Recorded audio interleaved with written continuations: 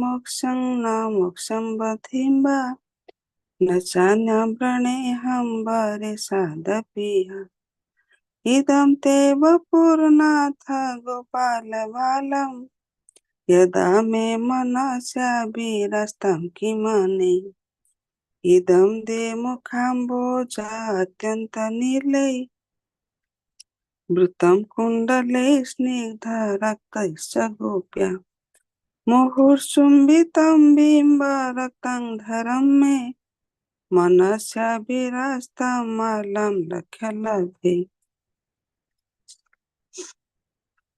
नमो देव दामोदर अनंत विष्णु प्रसीद प्रभु दुःखं जलाब्धिमग्नम् कृपादृष्टिवृष्टातिदिनं बतानो ग्रहणे समामाख्याय दखिदृश्य कुबेरात्मजौ वध्यामृते वयत् त्वयामोचितौ भक्ति भजौ कृतौ च तथा प्रेम भक्तिं स्वकामे प्रयच्छ नमोखे ग्रहो मेष्टि दामोदरेह नमस्तेस्तु दाम्ने स्फुरदीप्तिधाम्ने त्वदीयोदरायथ विश्वासधाम्ने नमो राधिकायै त्वदीयप्रियायै नमो नन्तलीलाय देवय तुभ्यम् हरे कृष्णा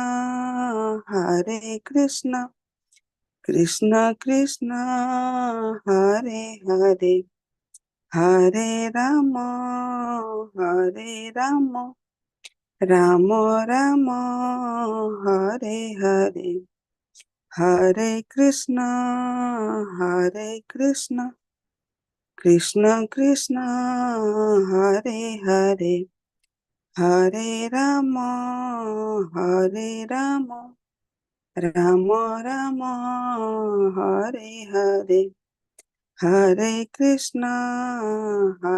कृष्ण कृष्ण कृष्ण हरे हरे हरे राम राम राम हरे हरे हरे कृष्ण समस्त प्रणाम प्रणाम प्रभु हरे कृष्ण। हाँ धन्यवाद प्रणाम। हरे कृष्ण समस्त को इस्कॉन बेंगलुरु तरफ आपना समस्त स्वागत जनाऊँ। आज आम आलोचना करने भक्त गीता तृतीय अध्याय जार नाम है कर्मयोग। ओम नमो भगवते वासुदेवाय। ओम नमो भगवते वासुदेवाय। ओम नमो भगवते वासुदेवाय। ओम अज्ञानतिमिरन्धस्य ज्ञानञ्जनश्लाकया चक्षुरुन्मीलितं येन तस्मै श्रीगुरवे नमः।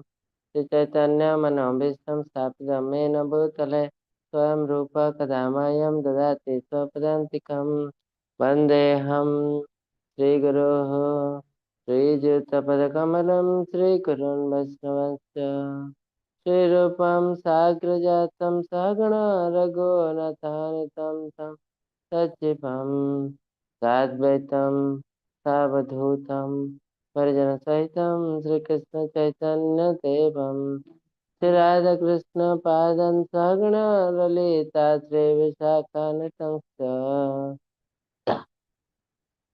हे कृष्ण करुणा सिंधु दीनबंधु जगतपते गोपेश गोपिका कांत राधाकांत नमस्तुते तप्त कांचन गौरांगी श्री राधे वृंदावनेश्वरी वृषभानुसुता देवी प्रणमामि हरिप्रिये नीलाचल निवासाय नित्याय परमात्मने बलभद्र सुभद्राभ्यां श्री जगन्नाथाय ते नमः। वाञ्छकल्पतरुभ्यश्च कृपा सिन्धुभ्यः च पतितानां पावनेभ्यो वैष्णवेभ्यो नमो नमः।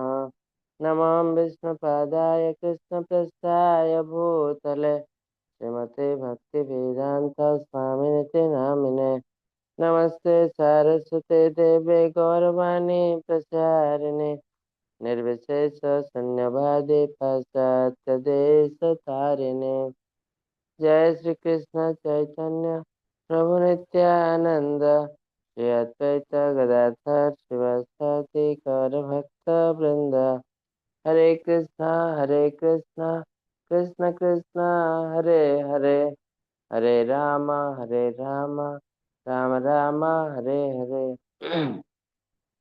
हरे कृष्णा कृष्ण कृष्ण हरे हरे हरे राम राम राम हरे हरे हरे कृष्णा कृष्ण कृष्ण हरे हरे हरे राम राम राम हरे हरे हरे कृष्ण ସମସ୍ତଙ୍କୁ ଇସ୍କନ ବାଙ୍ଗାଲୋର ତରଫରୁ ଆଉଥରେ ଆପଣ ସମସ୍ତଙ୍କୁ ସ୍ୱାଗତ ଜଣାଉଛି। ଆଜି ଆମେ ଆଲୋଚନା କରିବାକୁ ଯାଉଛୁ ଶ୍ରୀମଦ୍ ଭାଗବତମ ତୃତୀୟ ଅଧ୍ୟାୟ, ଯାହାର ନାମ ହେଉଛି କର୍ମଯୋଗ।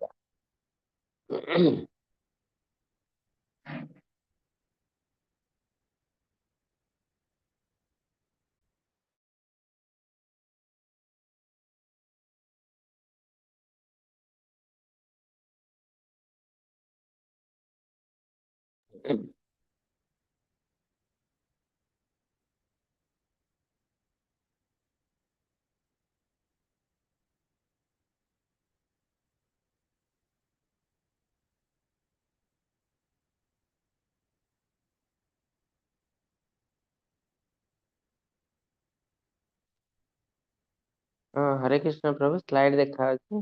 आज्ञा प्रभुजी धन्यवाद।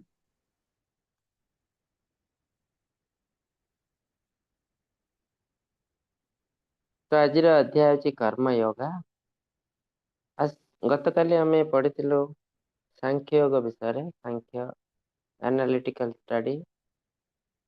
ପ୍ରଥମ ଅଧ୍ୟାୟରେ ଅର୍ଜୁନ କୃଷ୍ଣଙ୍କୁ 5ଟି ଜିନିଷ କହିଥିଲେ, ଆଉ ସେଥିପାଇଁ କହିଥିଲେ ମୁଁ ଏଇଥିପାଇଁ ଯୁଦ୍ଧ ଲଢିବାକୁ ଚାହୁଁନି।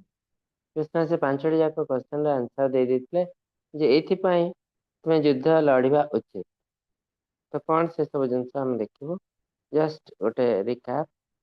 ପ୍ରଥମ ଜିନିଷ, ଅର୍ଜୁନ କହିଥିଲେ ଯେ ମତେ ବହୁତ ଦୟା ଲାଗୁଛି, କାହିଁକି ନା ଆମ ଭାଇ ବନ୍ଧୁ କୁଟୁମ୍ବ ସମସ୍ତେ ଅଛନ୍ତି, ପିତାମହ ଭୀଷ୍ମ ଅଛନ୍ତି, ଗୁରୁ ଦ୍ରୋଣ ଅଛନ୍ତି, ଏମାନଙ୍କୁ ସବୁ ବଧ କରିବା ଆମ ପାଇଁ ବହୁତ କଷ୍ଟକର ଜିନିଷ।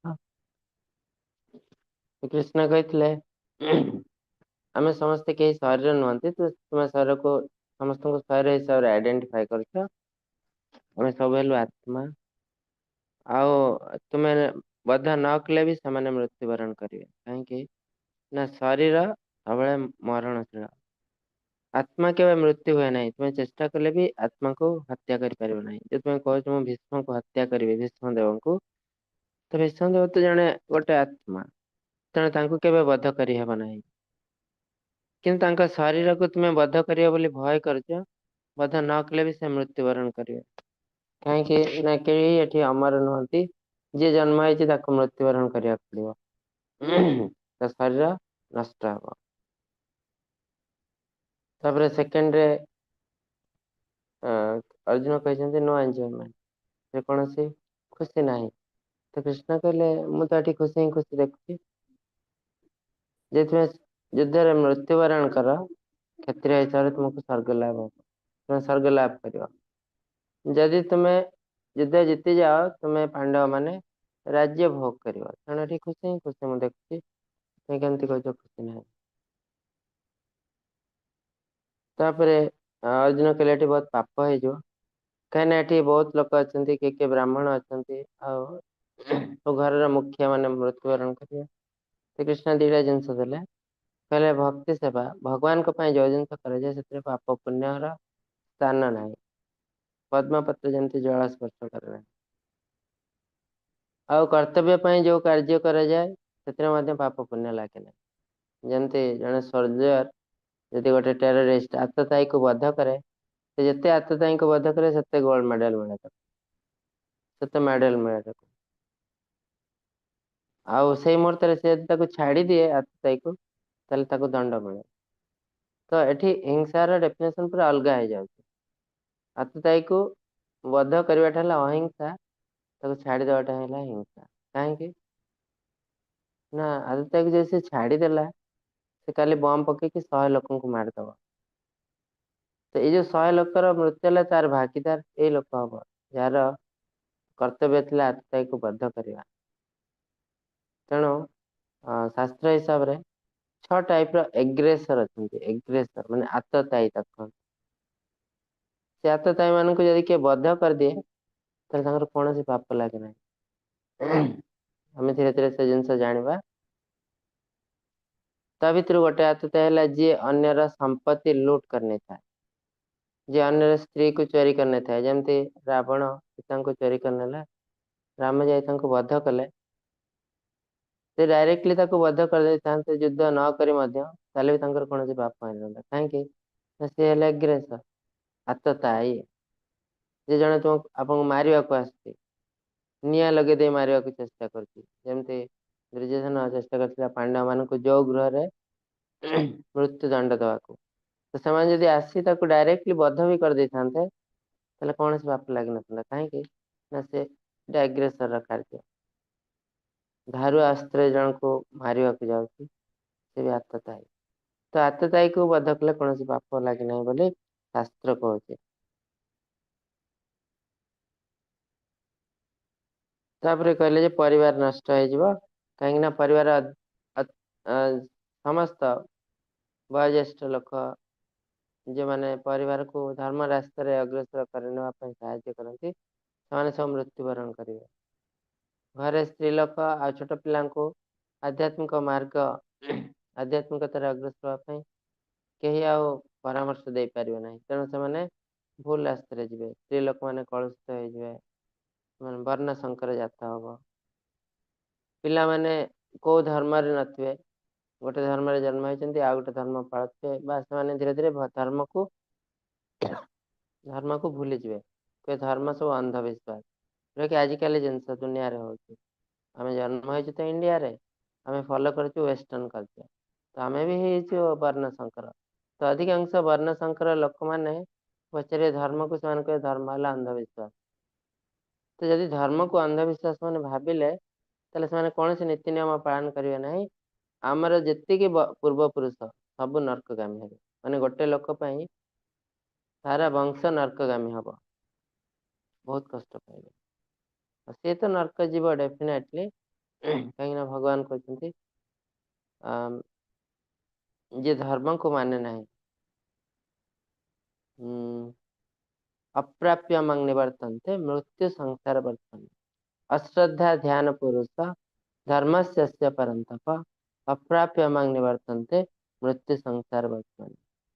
ଯିଏ ଧର୍ମ ଉପରେ ଯାହାର ଶ୍ରଦ୍ଧା ନାହିଁ, ଭଗବାନଙ୍କ ଉପରେ ଶ୍ରଦ୍ଧା ନାହିଁ, ଶାସ୍ତ୍ର ଉପରେ ଶ୍ରଦ୍ଧା ନାହିଁ, ସେ କଣ କରେ? ସେ ମଣିଷ ନା ସେ କେବେ ଭଗବାନଙ୍କୁ ପ୍ରାପ୍ତ ହେଇପାରେ ନାହିଁ। କାହିଁକି ନା ଭଗବାନଙ୍କ ଉପରେ ତାର ବିଶ୍ୱାସ ନାହିଁ, ପ୍ରାପ୍ତ କେମିତି ହବ? ଇଏ ଯଥା ମାମ୍ ପ୍ରପାଦ୍ୟନ୍ତେ ତମ୍ ତଥୈବ ଭଜାମ୍ୟହମ୍। ଯିଏ ମୋର ଶରଣରେ ଯେମିତି ରୂପରେ ଆସେ, ମୁଁ ତାକୁ ସେମିତି ଅନୁଗ୍ରହ କରେ। ଆଉ ଯିଏ ଭଗବାନଙ୍କ ଉପରେ ବିଶ୍ୱାସ ନାହିଁ, ତା ପାଇଁ ଏ ଶ୍ଲୋକ ହେଲା, ତୁମେ ଯେମିତି କର୍ମ କରିବ ସେମିତି ଫଳ ପାଇବ। ଯଦି ଭଲ କାମ କରୁଛି, ସେ ଭଲ ଫଳଟା ମୋ ପାଖକୁ ଆସିବ, ଆଉ କାହା ପାଖକୁ ଯିବନି। ମୁଁ ଯଦି ଖରାପ କାମ କରୁଛି, ସେ ଖରାପ ଫଳ ବୁଲି ବୁଲି ଆସି ମୋ ପାଖରେ ପହଞ୍ଚିବ। ଆଉ କେହି କୁଆଡେ ଯିବ ନାହିଁ, କି ଭୁଲରେ କୋଉଠିକି ପଳେଇବ ନାହିଁ। ଯେମିତି ଗୋଟେ ପଡିଆରେ 100ଟି ଗାଈ ଅଛନ୍ତି, ବାଛୁରୀକୁ ଗୋଟେ ଛାଡ଼ିଦେଲେ ସେ ଖୋଜି ଖୋଜି ତା ମା ପାଖରେ ହିଁ ପହଞ୍ଚିବ, ଆଉ କୋଉ ଗାଈ ପାଖରୁ ଭୁଲରେ ଯିବନି। ଠିକ ସେମିତି ଆମେ ଆଜି ଯୋଉ କର୍ମ କରୁଛୁ, ତାର ଫଳ ଆମକୁ ଖୋଜି ଖୋଜି ଖୋଜି ଖୋଜି ଆମ ପାଖରେ ଡେଫିନେଟଲି ପହଞ୍ଚିବ। ତ ଆମେ ଯଦି ଭଗବାନଙ୍କୁ କହୁ ଭଗବାନ ନାହାନ୍ତି, ଧର୍ମ ନାହିଁ, ତାହେଲେ ଭଗବାନ ବି ଆମକୁ ଏମିତି ଅନୁଗ୍ରହ କରନ୍ତି, ଆମେ ଜୀବନ ସାରା ଭଗବାନଙ୍କୁ ବୁଝି ପାରୁନାହୁଁ। ବୁଝିପାରିବୁନି। ତ କେତେବେଳେ ଆମେ ବୁଝିପାରିବୁ? ଯେତେବେଳେ ଆମ ଭିତରେ ବିଶ୍ୱାସ ସୃଷ୍ଟି ହବ, କିଛି କିଛି ପୁଣ୍ୟ କାମ କରିବୁ, ତାପରେ ଆମେ ଭଗବାନଙ୍କୁ ବୁଝିପାରିବୁ। ତ ଏଠି ଭଗବାନ କହିଛନ୍ତି ଯେ ହଁ ଠିକ କଥା ତୁମେ କହିଛ, ଯଦି ଧର୍ମ ନାଶ ହେଇଯାଏ, ବର୍ଣ୍ଣ ସଂକର ସୃଷ୍ଟି ହବ। ଆଉ ବର୍ଣ୍ଣ ସଂକର ସୃଷ୍ଟି ହେଲେ ପୁରା ପରିବାର କାହିଁକି ପୁରା ଦେଶ ନଷ୍ଟ ହେଇଯିବ। ବର୍ଣ୍ଣ ସଂକର ସୃଷ୍ଟି ହେଲେ ଜଣେ ଲୋକ ତ ବର୍ଣ୍ଣ ସଂକର ହବନି ନା, ବହୁତ ଲୋକ ହେବେ, ଶହ ଶହ ଲୋକ। କାହିଁକି ଏଠି ଲକ୍ଷ ଲକ୍ଷ ଲୋକ ପ୍ରାଣ ହରେଇବେ। କିନ୍ତୁ ଇମ୍ପୋର୍ଟାଣ୍ଟ ଜିନିଷ ଭଗବାନ କହିଲେ, तुम जो भावुच परिवार गोटे छोट परिवार सेमती राज्य भी गोटे परिवार सेटा बड़ परिवार। परिवार मुखिया जमती मृत्युवरण करेंगे से धर्म पथरे समस्त को नेबे सेमती राज्यर मुखिया भी इम्पोर्टेंट से हेले राजा तांकर कर्तव्य भी आम समस्त को धर्म पथरे नबा। तो राजा जदि अधर्मी हेले नीति नियम एमती करेंगे जे आम जिते चेष्टा कले भी धर्म मार्ग रे जापरूना और राजा यदि धार्मिक हेले से एमती राज्यर नीति नियम करेंगे जे आम जिते खराब काम कले जिते आम घर कहीं नथिले भी खाली स्त्री लोक पिलाटे थे भी से एमती नीति नियम पालन करेंगे जे ऑटोमेटिक धर्म पथरे जीवे। तेणु राजा और नीति नियम भी आम इम्पोर्टेंट। तेणु आम चाहूँ ये अधर्मी राजा माने लुप्त हो धार्मिक राजा गोटे राज्य को शासन करते कर मान अधर्मी पांडव हेले धार्मिक तो डेफिनेटली राज्य धर्म पथरे चलो यदि पांडव मैंने शासन करते राज्य। तापर लास्ट को अर्जुन कहते इनडिसीजन मु डिसाइड कर पारना तो कृष्ण कहते व्यवसायत्मिका बुद्धि रेखा करना फोकस योर माइंड। तो मन को फोकस कर जेहेतु माइंड फोकस नहीं तेणु बहु शाखा बुद्ध अव्यवसायिना तेणु तुम बहुत शाखा हो जाऊँ माइंड यहाँ करी ना से करी कहीं ना आमर कर्तव्य आमर गोल जना ना कुआडे आम जीव तेणु जदि आम गोल जना ना जीवन रे ताले आम कौन कर ना आम इंद्रिय तृप्ति हिसाब से जीव मत यहाँ कले भल लगुच तेणु मुझे करी मो आखपाख लोक ये जिनस करुच्ची बढ़िया खुशी अच्छी मुझे सेमती खुशी दरकार मोर भी मुझे चाहूँगी मो परिवार लोक भी एमती खुशी रुहतु तार घर गाड़ी घोड़ा सब अच्छी मु भी चाहूँगी तेणु मु भी तार रास्ता धरबी से जहाँ करुच्ची मु भी से करी।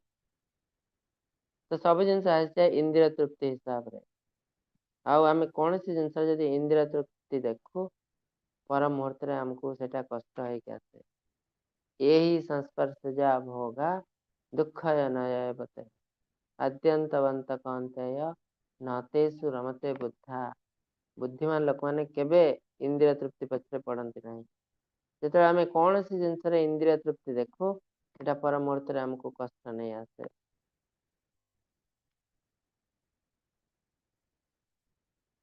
तो एमती 5टी जिनस कृष्ण अलरेडी आंसर दे देते तब आम कर्मयोग विषय देखो गोटे जिन आमको बुझा पड़ो कर्मयोग योगर अर्थ कौन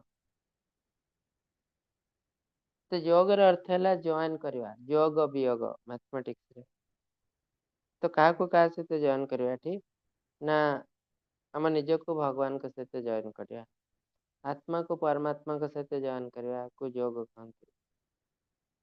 तो कौन पर जॉइन करवा दरकार पड़ला ना जेहेतु आम आ भगवान हेलु अभिन्न आम हेलु भगवान अंश तेणु जॉइन करवाटा नेचुरल जिनस नॉर्मल जिनस किंतु आमर मायार बशवर्ती हो ये दुनिया को एंजॉय करिवार आशा रे आम भगवान कटू डिस्कनेक्ट हो जाए विच्छिन्न हो जाए आम भौतिक जगत को आसी आम जमी एक्सीडेंट होगा पर लोक सब किसी भूली जाए आम भगवान सहित आम रिलेशन कौन भूली जाए जमती गोटे लोक घर आसवा पर तार गोटे एक्सीडेंट हो जाए आ से बुझी पारना मो घर कौटी कि मन ना तार घर कौन बापा माँ किए कि तार मन ना एक्जाक्टली से जिन आम भूली आम किए आम कौट लोक कौट आसो आम बापा किए माँ किए सब भूली कहीं धूमे न ब्रियते बन्नी यथा लब्ध मलयन तो जमती निआ को धुआं कवर करदे निआ थिले भी आम निआ को देखी पारना मिरर रे धूली लगिगले आम मुह देखी पारना सेमती आम भितर जो ज्ञान अच्छी से ज्ञान को कवर कर देची माया आमर इंद्रिय तृप्तिर इच्छा कामना वासना सब माया से आमको एमती आम ज्ञान को हरण करने कवर कर देचे आम आ कि देखी पारना सब भूली जाइए तेणु आम बहुत समय को भगवान बोली कही ना आमर कई पिता ना भगवान आम सब मोर बापा है ये माने यही जन्म जे बापा से हूँ मोर रियल बापा ଯେମିତି ଜଣେ ଲୋକ ଡ୍ରାମା କରେ, ଡ୍ରାମାରେ ତାକୁ ଘଣ୍ଟାଟେ ପାଇଁ ଗୋଟେ କ୍ୟାରେକ୍ଟର ଦିଆଯାଇଥାଏ। ସେ କ୍ୟାରେକ୍ଟର ତାର ବାପା ଜଣେ, ମା ଜଣେ। ଘଣ୍ଟାଟେ ପରେ ତାର କାମ ସରିଯାଏ, ତା ବାପା ମା ଯିଏ ସେ କୁଆଡ଼େ ପଳେଇ ଯାଆନ୍ତି। ତ ସେଇ ଘଣ୍ଟାଟେ ପାଇଁ ସିଏ ତାକୁ ପଚାରିଲେ ତୁ କିଏ, ସେ ତା ନାଁ କହେ, ଡ୍ରାମାର ନାମ। ତାପରେ ବାପା ନାଁ କଣ, ତା ବାପା ନାଁ ଡ୍ରାମାର ବାପା ନାଁ କହେ। କିନ୍ତୁ ଘଣ୍ଟାଟେ ପରେ ଆଉ ସେ ଜିନିଷ ନଥାଏ। ଘଣ୍ଟାଟେ ପରେ ଯଦି ଆପଣ ପଚାରିବେ ତ ବାପା ନାଁ କଣ, ସେ ଯଦି ସେ ଡ୍ରାମାର ବାପା ନାଁ ବୋଲି କହିବ, ସମସ୍ତେ ହସିବେ, କହିବେ ଇଏ ପାଗଳ ହେଇଯାଇଛି। ତ ତାର ଅର୍ଥ, ଆମେ ଯଦି ଭଗବାନକୁ ଭୁଲି ଯାଉ, ଆମେ ରୋଗିଣା ଲୋକ, ରୋଗ ହେଇଛି, ଆମକୁ ଧରିବାକୁ ପଡ଼ିବ। କାହିଁକି? ଆମେ ବି ସେଇ ପାଗଳ ଲୋକ ଭଳି। କାହିଁକି ନା ଆମେ ଯୋଉ ଡ୍ରାମା କରିବାକୁ ଯୋଉ ବାପା ମାଙ୍କ ଦିଆହେଇଛି ଆମକୁ, ଆମେ ସେଇମାନଙ୍କୁ ଆଇଡେଣ୍ଟିଫାଇ କରୁଛୁ, କିନ୍ତୁ ଅରିଜିନାଲି ଆମ ବାପା ମାଙ୍କୁ ଆମେ ଚିହ୍ନି ପାରୁନାହୁଁ। ତେଣୁ ଜ୍ଞାନୀମାନେ, ଋଷିମାନେ, ସିଦ୍ଧ ପୁରୁଷମାନେ ଯୋଉ ଜିନିଷ କହନ୍ତି ତାକୁ କହନ୍ତି ଆତ୍ମତତ୍ଵ। ଆତ୍ମତତ୍ଵ କଣ? ନା ନିଜକୁ ଜାଣିବା। ନିଜକୁ ମୁଁ କଣ ଜାଣିବି? ସାଧାରଣ ଲୋକ କହନ୍ତି ମୁଁ ତ ନିଜକୁ ଜାଣିଛି, ମୁଁ ଅମୁକ ଲୋକ, ମୋ ଘର ଏଇଠି, ମୋ ଦ୍ୱାର ଏଇଠି, ମୋ ବାପା ଇଏ, ମୋ ମା ଇଏ। ସାଧୁମାନେ କହନ୍ତି ଏଇଟା ତମର ରିଏଲ ଆଇଡେଣ୍ଟିଟି ନୁହଁ, ଏଇଟା ଫେକ୍ ଆଇଡେଣ୍ଟିଟି, ଟେମ୍ପୋରାରୀ ଆଇଡେଣ୍ଟିଟି। ତେଣୁ ଆତ୍ମତତ୍ଵକୁ ଜାଣ ପ୍ରଥମେ, ନିଜକୁ ଚିହ୍ନ ପ୍ରଥମେ। ଯେତେ ପର୍ଯ୍ୟନ୍ତ ନିଜକୁ ଚିହ୍ନିନ, ଦୁନିଆକୁ କଣ ଚିହ୍ନିବ? ଆଉ ଦୁନିଆର ଭଲ କରିବାକୁ ଆମେ ବହୁତ ଲୋକ ବାହାରିଛୁ, ଦାନ, ଧର୍ମ, ଦକ୍ଷିଣା ସବୁ ଜିନିଷ କରି ଦୁନିଆକୁ ଉଠେଇଦେବି। ଯେ ABCD ଶିଖିନି, ସେ ଗ୍ରାମାର କଣ ଲେଖିବ? ପ୍ରଥମେ ନିଜକୁ ଚିହ୍ନ, ତୁମେ କିଏ, ତୁମର କାମ କଣ। ନହେଲେ ଅନଧିକାର ଚର୍ଚ୍ଚା ହେଇଯିବ। ମୁଁ ହେଲି ସୁଇପର, ମୋ କାମ ହେଲା ଝାଡୁ କରିବା। ମୁଁ ଯାଇକି ଯଦି ଅଫିସର ଚେୟାରରେ ବସି ପଡେ, ମୋ ଅବସ୍ଥା କଣ ହବ ଜାଣିଛନ୍ତି? ମତେ ସାଙ୍ଗେ ସାଙ୍ଗେ ଚାକିରିରୁ ବାହାର କରିଦିଆଯିବ। ତ ମୁଁ କିଏ, ମୋର କର୍ତ୍ତବ୍ୟ କଣ, ମୁଁ କୋଉ ହିସାବରେ ଆସିଛି? ଏଠି ଆସି ଆକୁ ତାକୁ ଦେଖି, ହଁ ମୁଁ ଟିକେ ଦାନ, ଧର୍ମ, ଦକ୍ଷିଣା କରିଦେବି, କରିଦେଲେ ମୋର ଭଲ ହେଇଯିବ, ନା ନା, ଏତେ ଜମା ହବନି। ଅଫିସରେ ଅଫିସର ବଡ କାମ କରେ, ତା ମାନେ ନୁହେଁ ଯେ ପିଅନ ଆସିକି ଅଫିସର କାମ କରିବ। ତ ଆପଣଙ୍କୁ ଯୋଉ କାମ ଦିଆଯାଇଛି ଦୁନିଆରେ, ସେଇ କାମକୁ ପ୍ରଥମେ କରିବାକୁ ପଡିବ। ତାପରେ ଦାନ, ଧର୍ମ, ଦକ୍ଷିଣା ହେଲେ ସେକେଣ୍ଡାରୀ ଜିନିଷ। ତ ତା ପାଇଁ ପ୍ରଥମେ ନିଜକୁ ଚିହ୍ନିବାକୁ ପଡିବ, ମୁଁ କିଏ, ମୁଁ କଣ ପାଇଁ ଆସିଛି ଦୁନିଆକୁ। ସେଇଟା ଜାଣିବା ପାଇଁ ସାଧୁ ସନ୍ଥ ମାନେ ଏସବୁ ଜିନିଷ କରନ୍ତି, ଧ୍ୟାନ କରନ୍ତି, ତପସ୍ୟା କରନ୍ତି, ଆଉ ଜାଣନ୍ତି ମୁଁ ହେଲି ଇଏ। ତ ଅର୍ଜୁନ ଏଠି କୃଷ୍ଣଙ୍କୁ ବହୁତ ସୁନ୍ଦର କ୍ୱେଶ୍ଚନ ଗୋଟେ ପଚାରିଥିଲେ। ତ ପ୍ରଥମ ଜିନିଷ ହେଲା, ଯୋଗର ଅର୍ଥ ହେଲା ଆମେ ନିଜକୁ ଭଗବାନଙ୍କ ସହିତ କନେକ୍ଟ କରିବୁ। କେମିତି କନେକ୍ଟ କରିବୁ? ତାର ବିଭିନ୍ନ ରାସ୍ତା ଅଛି। କିଏ କର୍ମ ମାଧ୍ୟମରେ କନେକ୍ଟ କରେ, କିଏ ଜ୍ଞାନ ମାଧ୍ୟମରେ, କିଏ ଧ୍ୟାନ ମାଧ୍ୟମରେ, କିଏ ଭକ୍ତି ମାଧ୍ୟମରେ। ତ ଯଦି ଆମେ କର୍ମ ମାଧ୍ୟମରେ ଭଗବାନଙ୍କ ସହିତ କନେକ୍ଟ କରୁ, ସେଟା ହଉଛି କର୍ମ ଯୋଗ। ଯଦି ଆମେ ଜ୍ଞାନ ମାଧ୍ୟମରେ କନେକ୍ଟ କରୁ, ଏଠି ଜ୍ଞାନ ଯୋଗ। ଯଦି ଧ୍ୟାନ ମାଧ୍ୟମରେ କନେକ୍ଟ କରୁ, ସେଟା ହଉଛି ଧ୍ୟାନ ଯୋଗ। ଆଉ ଭକ୍ତି ମାଧ୍ୟମରେ ସେଟା ହଉଛି ଭକ୍ତି ଯୋଗ। ତ କର୍ମଯୋଗର ଅର୍ଥ ହେଲା, କର୍ମ ମାଧ୍ୟମରେ ଆମେ କେମିତି ଭଗବାନଙ୍କ ସହିତ କନେକ୍ଟ କରିବୁ। କେମିତି କନେକ୍ଟ କରିବୁ? ନା ଆମେ ଯାହାବି କିଛି କର୍ମ କରିବୁ, ତାକୁ ଭଗବାନ ସହିତ ଲିଙ୍କ କରିବୁ। କେମିତି ସେ ଜିନିଷ ହଉଛି ଆମେ ଡିସ୍କସ କରିବୁ ଧୀରେ। ସେଠି ଅର୍ଜୁନ ଭଗବାନଙ୍କୁ କହୁଛନ୍ତି, ମୁଁ ଶୁଣିଛି କର୍ମଠୁ ଜ୍ଞାନ ବଡ, ଜ୍ଞାନଠୁ ଧ୍ୟାନ ବଡ। ତେଣୁ ମୁଁ କର୍ମ କରିବାକୁ ଚାହୁଁନାହିଁ, ମୁଁ ଡାଇରେକ୍ଟଲି ଧ୍ୟାନ କରିବି, କି ଜ୍ଞାନ ଆହରଣ କରିପାରିବି। କାହିଁକି? ଏଇ ଯୋଉ କର୍ମ ଆପଣ ମତେ ଦଉଛନ୍ତି, ଏଇଟା ବହୁତ କଷ୍ଟକର କର୍ମ, ସେଥିରେ କି ମୋ ପରିବାର ବର୍ଗଙ୍କୁ ମତେ ହତ୍ୟା କରିବାକୁ ପଡିବ। କେତେ କଷ୍ଟ କାମ। ଯଦି କର୍ମଠୁ ଜ୍ଞାନ ବଡ, ଜ୍ଞାନଠୁ ଧ୍ୟାନ ବଡ, ମୁଁ ଧ୍ୟାନ କାହିଁକି ନ କରିବି? ତ କୃଷ୍ଣ ବହୁତ ସୁନ୍ଦର ଆନ୍ସର ଦେଇଥିଲେ। ତ ଏଇ କ୍ୱେଶ୍ଚନ ଟା ବହୁତ ଲୋକଙ୍କ ମନରେ ଅଛି। ମୁଁ ଆଜି ପରିବାରରେ ଅଛି, ମତେ ଗୋଟେ କଷ୍ଟ ଆସିଛି, ମୁଁ କାମ କରିପାରୁନାହିଁ ଠିକରେ, ତ ମୁଁ ପରିବାର ଛାଡି ଦେଇ ସନ୍ନ୍ୟାସୀ ହେଇଯିବି, ଏଇଟା ଠିକ କି? କାହିଁକି ନା କିଛି ଲୋକ ଆଲିଗେଟ କରନ୍ତି ଇସ୍କନ ଏଗେନଷ୍ଟରେ। ସେ ଏମିତି ଲୋକମାନଙ୍କୁ ସବୁ ଭେଲେଇ ଫୁସଲେଇ ସନ୍ୟାସୀ କରିଦେଉଛନ୍ତି, ସେମାନେ ଘର ଛାଡି ପଳେଇ ଯାଉଛନ୍ତି, ବାପା ମାଙ୍କୁ ଛାଡି ଦଉଛନ୍ତି। ତ ଭଗବତ ଗୀତା କଣ କହୁଛି? ଯେ ସେମାନେ ଘରେ ଛାଡିଦବା ଉଚିତ ନା ଛାଡିବା ଉଚିତ ନୁହଁ? ଭଗବାନ କଣ କହୁଛନ୍ତି? ଭଗବାନ କହୁଛନ୍ତି, कर्मेन्द्रियाणि संयम्य ज आस्ते मनसा स्मरन् इंद्रियार्थान् विमूढात्मा मिथ्याचार स उच्यते। ଯିଏ ଇନ୍ଦ୍ରିୟ ମାନଙ୍କୁ ସଂଯତରେ ରଖିଥିଲେ ମଧ୍ୟ ଇନ୍ଦ୍ରିୟ ଭୋଗ୍ୟ ବିଷୟ ଗୁଡିକୁ ସର୍ବଦା ସ୍ମରଣ କରିଥାନ୍ତି ସେମାନେ ମିଥ୍ୟାଚାରୀ ବା ଆତ୍ମ ପ୍ରବଞ୍ଚକ। ତାର ଅର୍ଥ ଯେତେବେଳେ ଆମେ ଦୁନିଆରେ ଜନ୍ମ ହେଇଛୁ ଗୃହସ୍ଥ ହେଇ ଆମର କିଛି କର୍ତ୍ତବ୍ୟ ଅଛି, ତ ଯେତେ ପର୍ଯ୍ୟନ୍ତ ସେ କର୍ତ୍ତବ୍ୟ ଅଛି ଆମର ଆମେ ତାକୁ ତ୍ୟାଗ କରି ସନ୍ନ୍ୟାସ ଗ୍ରହଣ କରିପାରିବୁ ନାହିଁ। କାହିଁକି ନା ଆମେ ଆମ କର୍ତ୍ତବ୍ୟକୁ ତ୍ୟାଗ କରି ସନ୍ନ୍ୟାସ ଗ୍ରହଣ କରିଥାଉ, ଏ କର୍ତ୍ତବ୍ୟ ବହୁତ ସମୟରେ ଆମର ମନେ ପଡେ ଯେ ମୁଁ ଠିକ କରିଛି ନା ଭୁଲ କରିଛି। ମୋ କର୍ତ୍ତବ୍ୟ ଏଇଆ ଥିଲା, ମୋ ବାପା ମାଙ୍କର ସେବା କରିବାର ଥିଲା, ସେମାନେ ବୁଢା ହେଇଗଲେଣି, ତ ମୁଁ ନ କରି ଯୋଉ ପଳେଇ ଆସିଛି ସେମାନେ ବହୁତ କଷ୍ଟରେ ଅଛନ୍ତି, ତ ଏଇଟା ରିଏଲି ପୁଣ୍ୟ ନା ପାପ ଏ ଜିନିଷ ମନକୁ ଆସିବ। ଆଉ ଇନ୍ଦ୍ରିୟ ତୃପ୍ତି ଜିନିଷ ବି ମନକୁ ଆସିବ, ମୁଁ ଘରେ ଥିଲେ ଆଜି ଏଇଆ କରିଥାନ୍ତି ସେଇଆ କରିଥାନ୍ତି। କାହିଁକି ନା ସନ୍ନ୍ୟାସୀଟା ଗୋଟେ ବାହ୍ୟ ଆଡମ୍ବର ନୁହେଁ ତ ମତେ ଏ ଜିନିଷ ଖରାପ ଲାଗୁଛି ମୁଁ କରିବା ଉଚିତ ନୁହେଁ ତେଣୁ ଛାଡି ଦେଇକି ସନ୍ନ୍ୟାସୀ ଗ୍ରହଣ, ଏଇଟା ସନ୍ନ୍ୟାସୀ ନୁହଁ। ସନ୍ନ୍ୟାସୀ ହେଲା ଗୋଟେ ମେଣ୍ଟାଲ ଷ୍ଟେଟ ମାନେ ଯେତେବେଳେ ଆମ ମନରେ ସବୁ କିଛିଠୁ ବିତୃଷ୍ଣା ଆସିଯାଇଛି, ମୁଁ ସବୁ କିଛି ତ୍ୟାଗ କରିବା ପାଇଁ ରେଡି ହେଇଯାଇଛି, ସେତେବେଳେ ହିଁ ମୁଁ ସନ୍ନ୍ୟାସ ଗ୍ରହଣ କରିପାରିବି। ଜବରଦସ୍ତି କେହି କେବେ କାହାକୁ ସନ୍ନ୍ୟାସ କରିପାରନ୍ତି ନାହିଁ। ଆଉ ଯିଏ ଜବରଦସ୍ତି ସନ୍ନ୍ୟାସ ହେଇଥାଏ, ଘରେ ସମସ୍ତେ ଅଛନ୍ତି, କର୍ତ୍ତବ୍ୟ ଅଛି, ପିଲାଛୁଆ ଅଛନ୍ତି, ଛାଡ଼ି ଦେଇ ସନ୍ନ୍ୟାସ ଗ୍ରହଣ କରିଛି, ତାହେଲେ ତାକୁ କୁହାଯାଏ ପ୍ରିଟେଣ୍ଡର, ମିଥ୍ୟାଚାର ଶୌଚ୍ୟତେ, ମିଥ୍ୟାଚାର।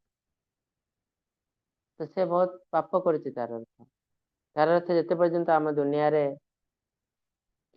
ଆମ ପାଖରେ କର୍ତ୍ତବ୍ୟ ଅଛି ସେତେ ପର୍ଯ୍ୟନ୍ତ ଆମେ ସନ୍ନ୍ୟାସ ଗ୍ରହଣ କରିପାରିବୁନି।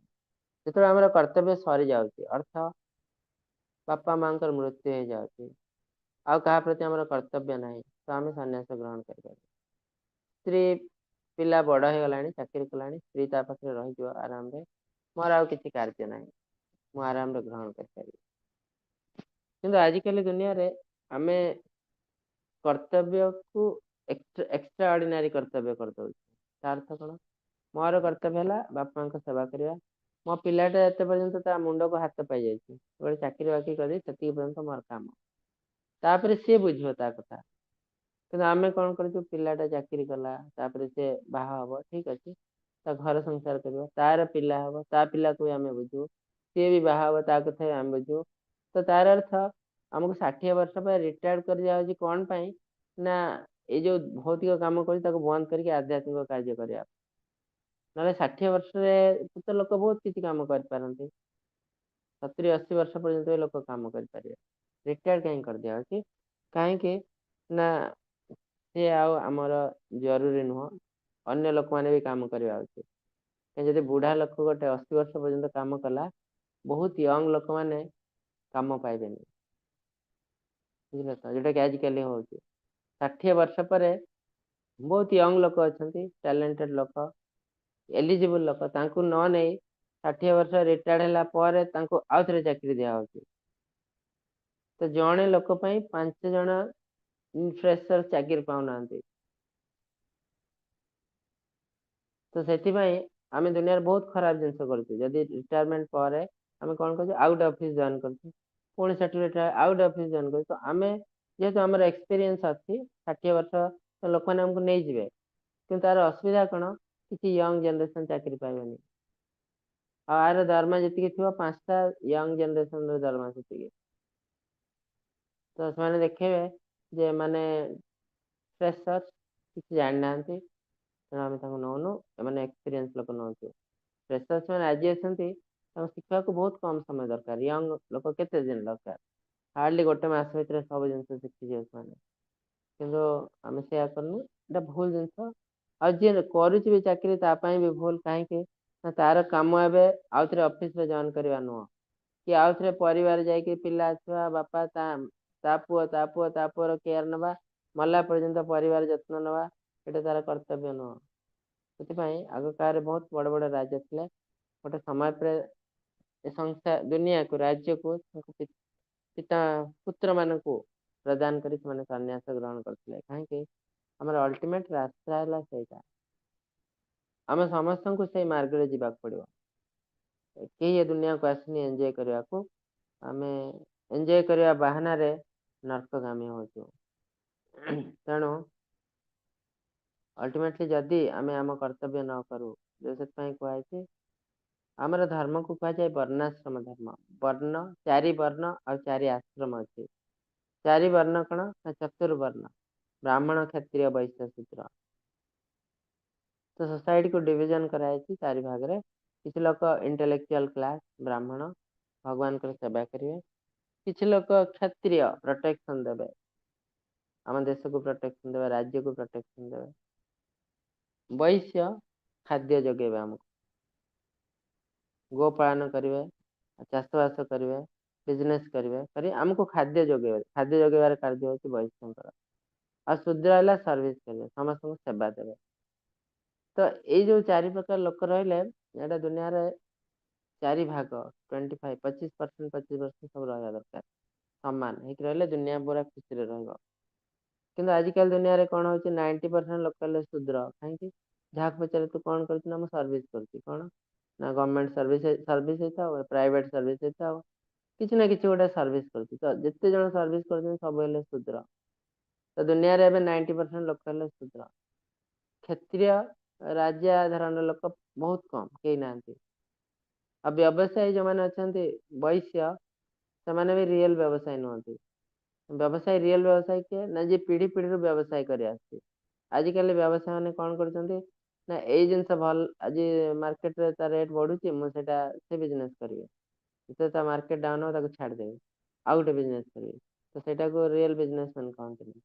तार पर्पज ये से जो बिजनेस पर्पज है केमती मुझे अधिकार अधिकार अधिकार पैसा रोजगार करी। तो बिजनेस प्रिंसिपल है मुझे किसी लाभ तो रखी कि मेन है सोसाइटी को केमती हेल्प करी तापाई मुझे जो बिजनेस करुचे से बिजनेस जो घाटा होची छाड़ी मुझे चल रखी पुणी दिन ना दिन से उठो। तो सेटा भी जोटा कि पीढ़ी पीढ़ी जो मैंने बिजनेस कर परिवार से जिन कर रियल बिजनेसमैन। कि आजिकल दुनिया रे सेमती बिजनेसमैन बहुत कम अच्छे। अधिकांश जो मैंने बिजनेसमैन मैंने व्यवसाय परिवार आसी न आसते जस्ट पैसा रोजगार करने देखो विभिन्न प्रकार स्कीम कर कले डिस्काउंट मिलवा कले डिस्काउंट मिल 20% डिस्काउंट 30% डिस्काउंट दीटा सार्ट किनले गोटे सार्ट फ्री सब कौन करा लोक अट्राक्शन स्ट्राटेजी। तो ये सब जो मैंने कर रियल व्यवसाय नुहति। तो व्यवसाय भी बहुत कम अच्छे वैश्य भी बहुत कम अच्छे। आ काउ प्रोटेक्शन आजिकल कई गाଈ सेवा करना कुकुर सेवा कर। तो गाଈ सेवा करवा कुकुर सेवा करते आकाश पाताल प्रभेद। स्पिरिचुआली हायर एनिमल भितर गाई आउ घोड़ा अश्व जाती से जो कराला यज्ञ से गोमेध यज्ञ अश्वमेध यज्ञ कराला स्पिरिचुआली हाईएस्ट ऑर्गेनिज्म। स्पिरिचुआली लोएस्ट पशु किए ना कुकुर आ घुषुरी। तेणु आम जिते कुकुर को आणिकी घरे बसैले भी बेड रे शुएले साबुन मारिले लाइफ बॉय साबुन लगेले भी से केवल स्पिरिचुआली सुपीरियर हो पार ना आमको कंटामिनेट करवा ही कर। तेणु जो घरे कुकुर रहे समस्त मर्यादा गोटे गोटे अच्छी। यदि आप कुकुर को नहीं बेड रे शुएबे तो से घरे बहुत अनिति हुए कहीं कंटामिनेट हो जाए से कौन देवी देवता रहती ना। तेणु आमको बुझा पड़ो शास्त्र हिसाब से आमको घरे गाई पाड़ा पड़ो। आजिकल कई गाई पालुना जो गाईर क्षीर फीर आस सब बिजनेस ये आस गोटे फार्म कले फार्म शह शह गाई रखिले गाई को सब इंजेक्शन देले क्षीर ये करने तार क्षीर जो बाहर करा गाई से भी धुआं हो मेसीन साहय से गाई को बहुत पेन हुए। तो ये सब जिनस आम बहुत कष्ट दे गौमाता को बहुत बहुत पाप हो जाए बेले से क्षीर गाईर ब्लड भी पड़े आसे जो मेसीन क्षीर टणा जाए। तेणु एत कष्ट दे गाय माता को डेफिनेटली आमर बहुत पाप हो। तो चारि वर्ण है आ शूद्र है कौन से समस्त सर्विस करेंगे। ब्राह्मण ब्राह्मण है पूजा पार्वण करेंगे। आजिकल किसी ब्राह्मण अच्छा किंतु बहुत कम। तो आजिकल दुनिया रे अधिकांश लोक है शूद्र। तेणु इम्बालांस हो जाए दुनिया।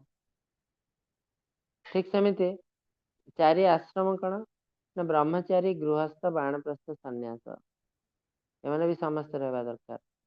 प्रथम 25 वर्ष पर्यंत पिला ହେଲା ब्रह्मचारी माने से पाठ पढ़िବ स्टूडेंट लाइफ तापर से गृहस्थ लाइफ रे प्रवेश करिवो गृहस्थ लाइफ रे एथे से पैसा रोजगार करिवो घर द्वार जहाँ करवा कथा करिवो पिला छुआ करिवो तापर बाणप्रस्थ हला रिटायरमेंट लाइफ ए समय रे से चेष्टा करिवो धीरे धीरे डिटैच हवा माने 50 वर्ष धरंतु 50 वर्ष पर से बाणप्रस्थ लाइफ आउ एक्टिवली बेसी किसी काम करवा उचित आउ एई समय रे से कौन करिवो यंग मास को ट्रेनिंग दबो जोटा कि आजिकल होनी आजिकल गोटे 50 वर्ष लोक किए ट्रेनिंग दौर से कहे मुझे ट्रेनिंग देदेली से यंग जनरेशन सी आसीज आसिके से मो पोस्ट नहीं मत रिटायर कर दिया तेणु से शिखौनी दुनिया खराब हाँपाई आम ही सब बेले जाए तो आमर जो कर्तव्य दिखाई 50 वर्ष पर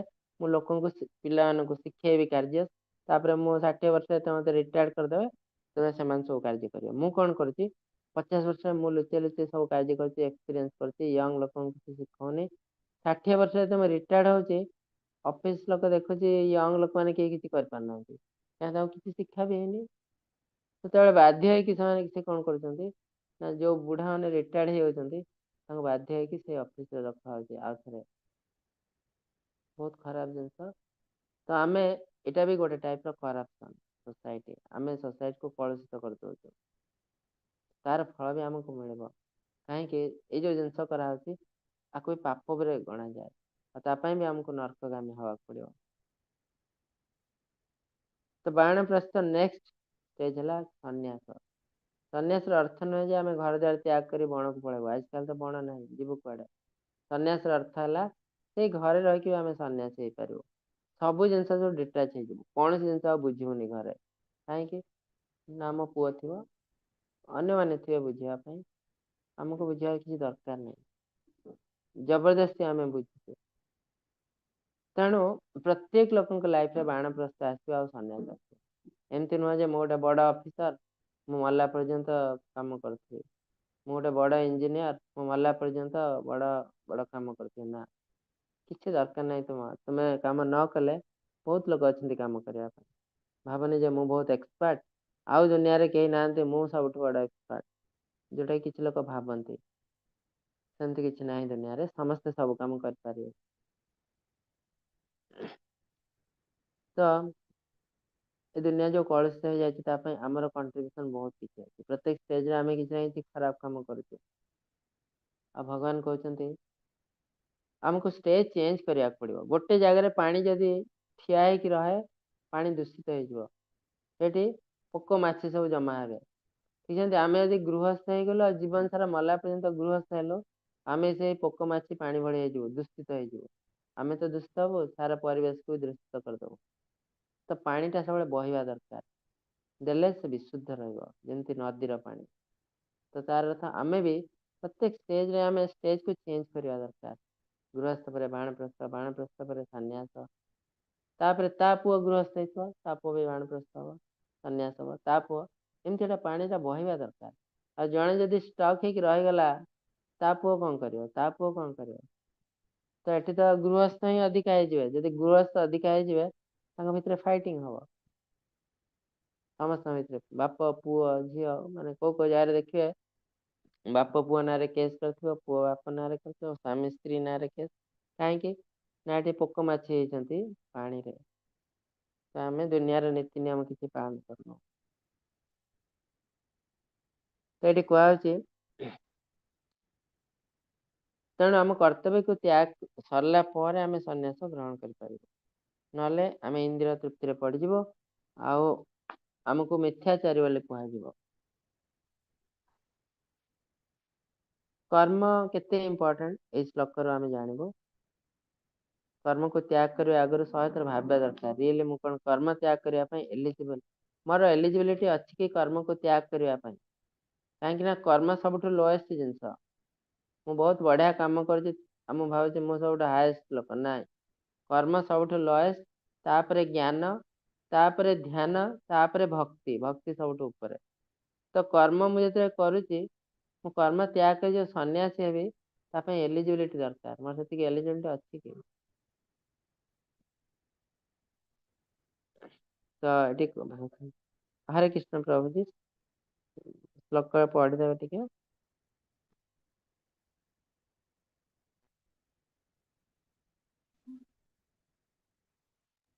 हरे कृष्ण।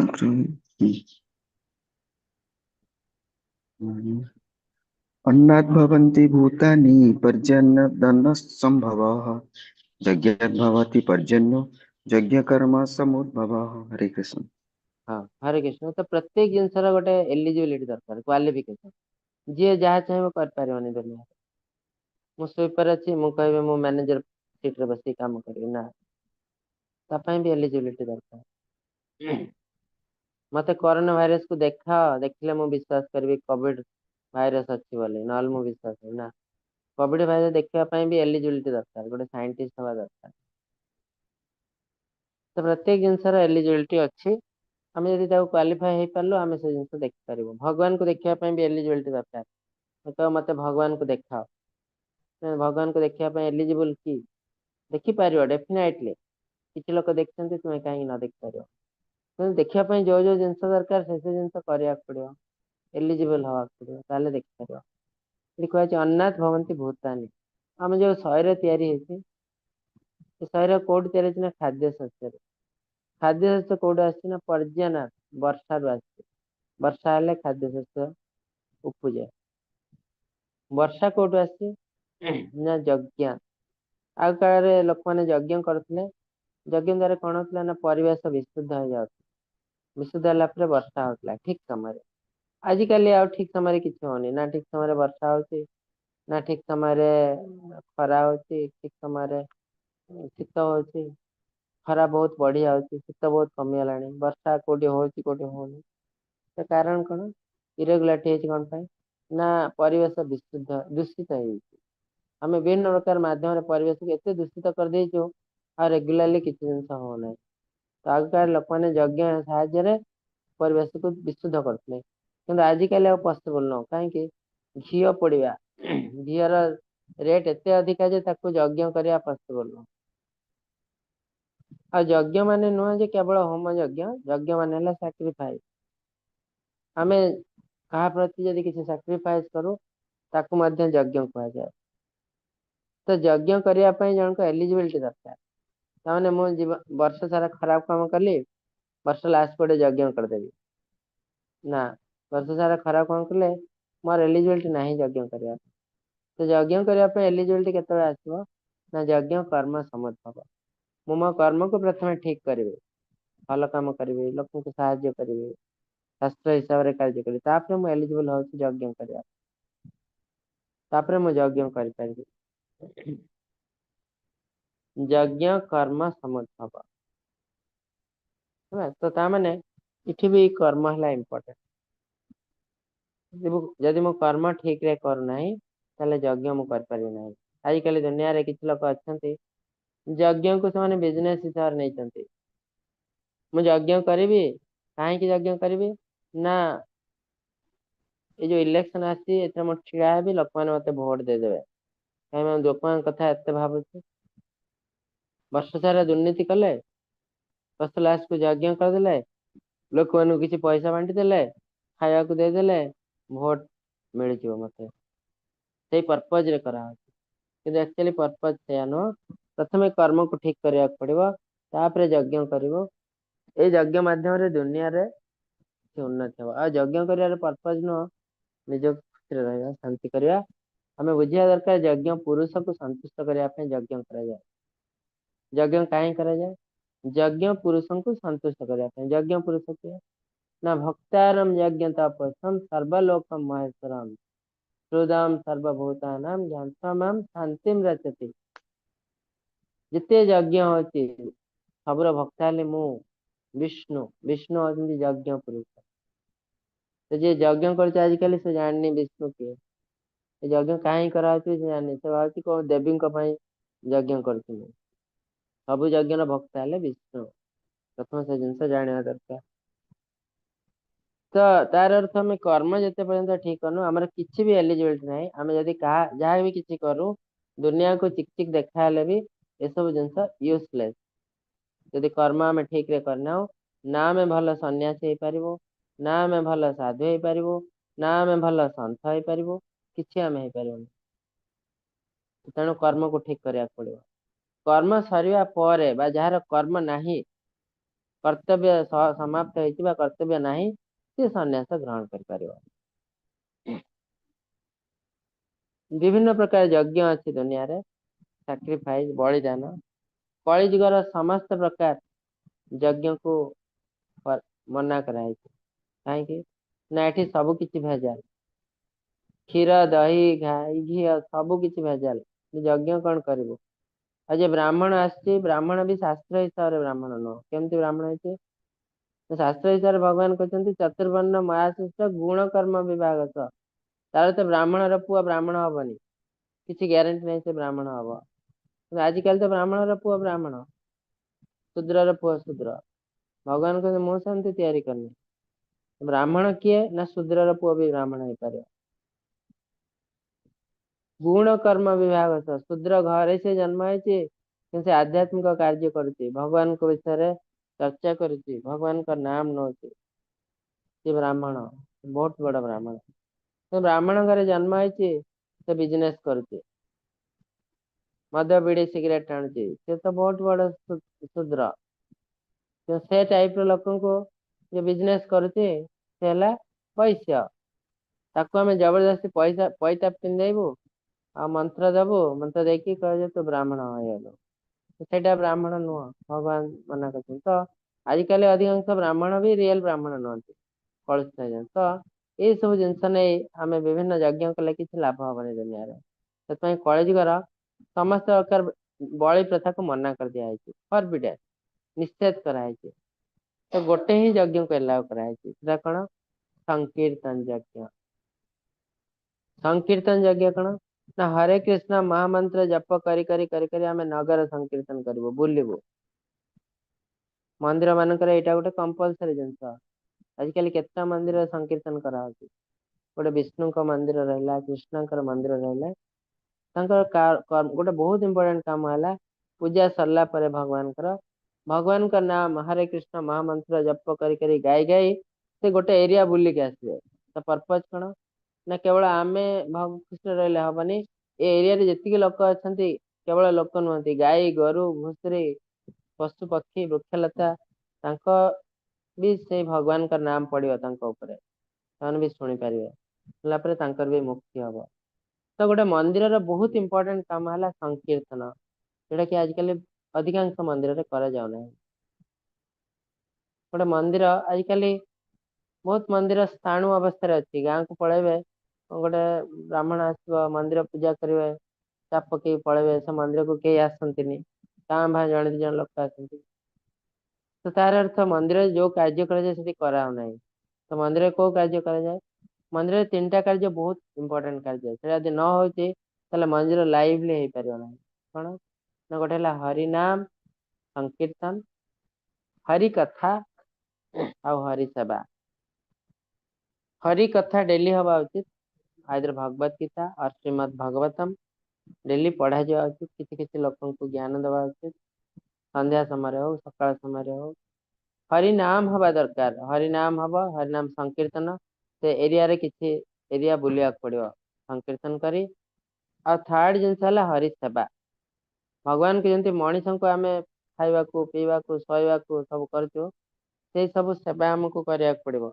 अति सुंदर भाव तो आम सका आस घंटी बजे भगवान को भगई संध्या का देखा ना सेमती हेनी भगवान को लोक भले गोटे छोट पिला भाई सेवा करने पड़ो शुएवा पड़ो उठेवा पड़ो गाधेवा पड़ो ये सब कराऊ धीरे धीरे जो मैंने कर इच्छा नहीं करने ड्यूटी मारे कराऊ तेणु मंदिर आ लाइवली होना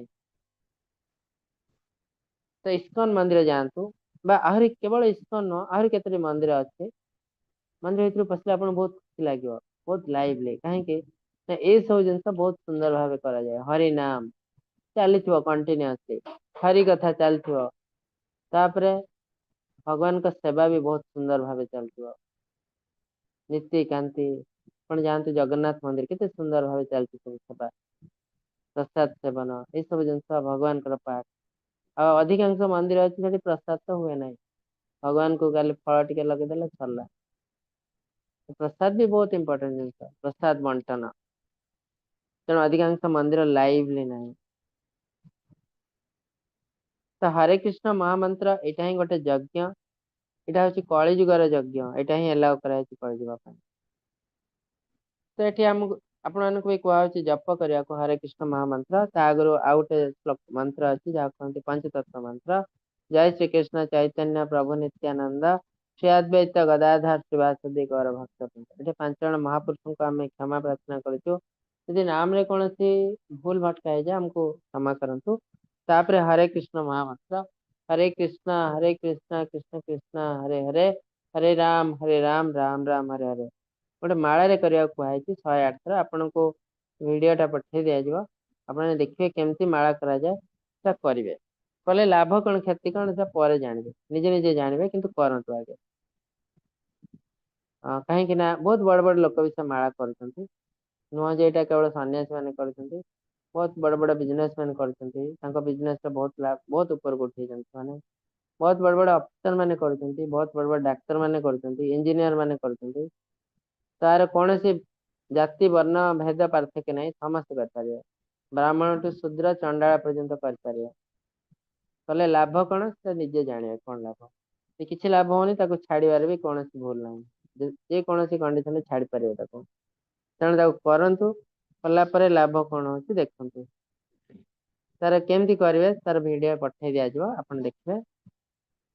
କାହିଁକିନା ଭଗବାନଙ୍କ ନାମ ବିନା ଆଉ କୌଣସି ରାସ୍ତା ନାହିଁ ଆଧ୍ୟାତ୍ମିକତାରେ ଅଗ୍ରସର ହବା ପାଇଁ। ସେଥିପାଇଁ ନାରଦ ମୁନି କହିଛନ୍ତି ବୃହ ନାରଦୀୟ ପୁରାଣରେ, ହରେ ନାମ ହରେ ନାମୈବ କେବଲମ୍ କଲୌ ନାସ୍ତି ଇବା ନାସ୍ତି ଇବା ନାସ୍ତି ଇବା ଗତିରନ୍ୟ।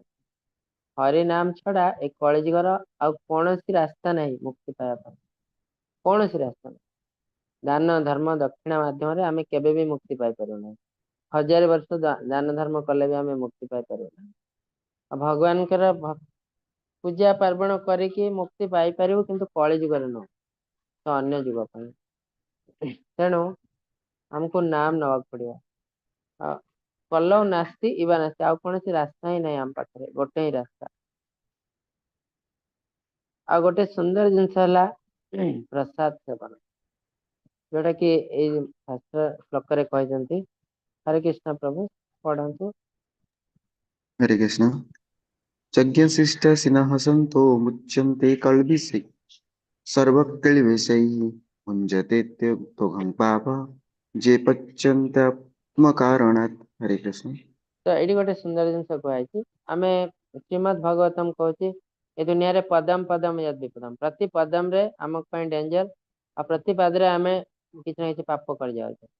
ହଁ ଏଇଟା ସତ୍ୟ। କାହିଁକି ନା ଆମେ ଖାଦ୍ୟ କଣ ପାଇଁ ଖାଉଛେ? ଆମ ଜୀବନ ବଞ୍ଚିବା ପାଇଁ। ଆମେ ଭାବୁଛୁ ଖାଦ୍ୟ ଖାଇଲେ ଆମର କିଛି ପାପ ହୁଏ ନାହିଁ, କିନ୍ତୁ ଭଗବତ ଗୀତା କହୁଛି ଖାଦ୍ୟ ଖାଇଲେ ବି ଆମେ କୋଟି କୋଟି ପାପ କରୁଛୁ।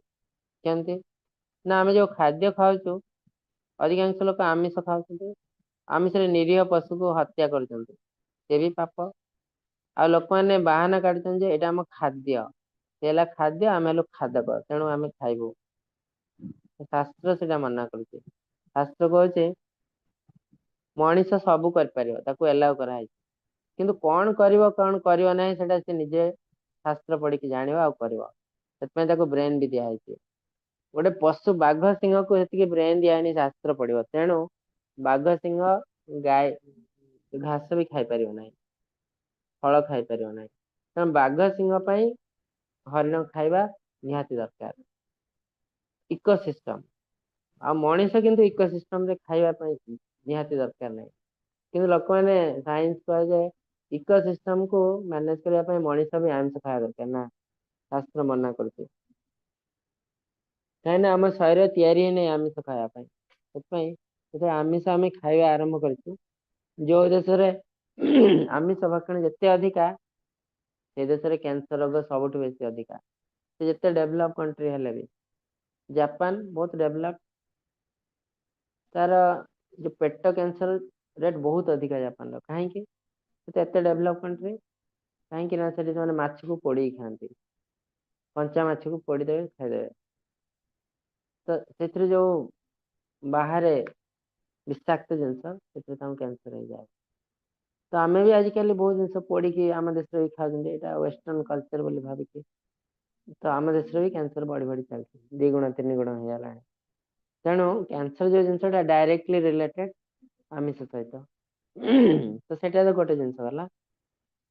जो मैंने निरामिष खाते से पाप करना ना से पाप करमती ना भगवान कहते कौन भी खाद्य खाऊ किसी किसी पाप हुए गचर भी जीवन अच्छी ना ताको मारले पाप हम किंतु आमिष मारला भाई पाप हेनी आमिष तो अत्यधिक पाप से जो स्कंद पुराण कहूँ आमिष भक्षण करे तार कौन भी प्रेयर कौन देवी देवता भी ग्रहण करते ना भगवान तो छाड़ तार कौन प्रेयर कौन देवी देवता भी ग्रहण करते कहीं जिते पाप अच्छे जिते खराब टाइप पाप भर गोटे से खराब टाइप पाप है आमिष भक्षण करवा तो से पड़ी पाप हम ना कि किसी किसी पाप हम आम यदि निरामिष खाऊ तेणु से पापर मुक्ति करने कौन करवा उचित तो साधु सन्त मैंने जो जिन करवा उचित यज्ञ शिष्टासीना सन्त मुच्यंते सर्वक्रिय विषय आम तो खाद्य खाऊ भगवान जो जिन ग्रहण करेंगे सात्विक जिनस ताको आम रंधन करूँ भगवान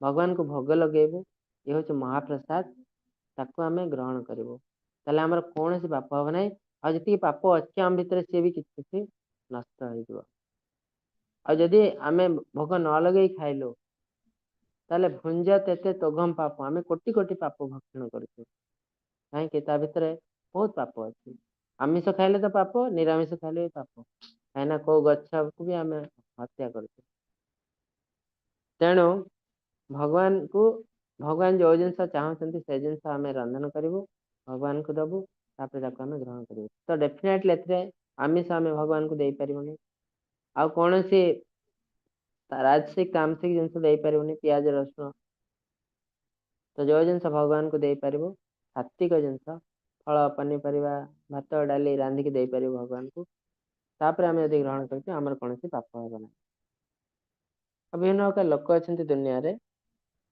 से हिसाब से 5 टाइप बॉडीली प्लाटफॉर्म अन्नमय कोषा लोक अच्छा भावे मो पाखे आज खाद्य अच्छे मो लाइफ सक्सेसफुल सेंसुअल प्लाटफॉर्म प्राणमय कोषा किसी लोग अच्छा भावती मोर किसी पैसा अच्छी घर द्वार गाड़ी अच्छी मुझे बुलाबुली करके आसपारे हेल्थ इंश्योरेंस गोटे करदे रोग हेल्ले हस्पिटाल पड़ी जाऊे तो मो लाइफ है सक्सेसफुल तो ये टाइप लोक दुनिया 90% आईटा मनीष पणिया को आसन पर्यटन मनीष लेवल को मनीष लेवल कौटा आसना मनमाया कषार तो आम ये प्रथम भाविया आरंभ कर किए तेबे आम कहीं भावना आम किए भाविला अमुके लोक मु आर पुओ तो सहीटा है आम फल्स आइडेंटिटी आम रियल आइडेंटिटी खोजा पड़ो आत्मतत्व तो मु किए जो मोर मन में आसूसी तो जानू मोर मनीषत्व आरंभ होपर मु किए पर मोर कम कौन